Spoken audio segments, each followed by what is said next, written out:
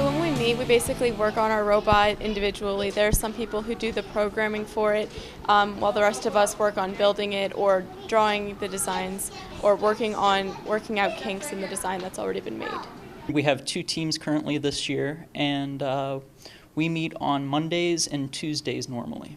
I do all the drawings and all the brainstorming, and I write down all the ideas the team has, and I make notations of what's going on with the bot. There's some times where it's just easy, like you just sit down, you can put a few screws and some metal in together and make it come out the way you designed it. And there are other times where you're stuck on a design process or stuck like trying to figure out how to configure 2 motors together. This year we're entering the VEX robotics competition, and we're going to have to do a couple different things. We're picking up balls and throwing them, buckyballs and beach balls, and we're also climbing on poles. One of the main constraints is we can only use VEX robotics parts.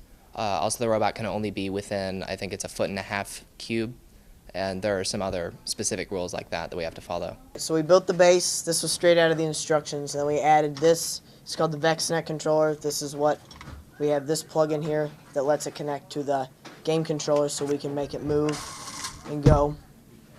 This here is a bracket. We're going to put an arm on it so it can go up and down, pick up balls for competition and game.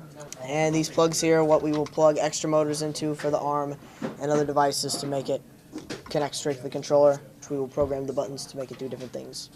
I think that the world that you students are moving into is going to be primarily filled with some sort of robotics, either mechanical like in cores and throws and things like that. And I think kids who understand how they work and how to make them work are going to have a foot up on employment.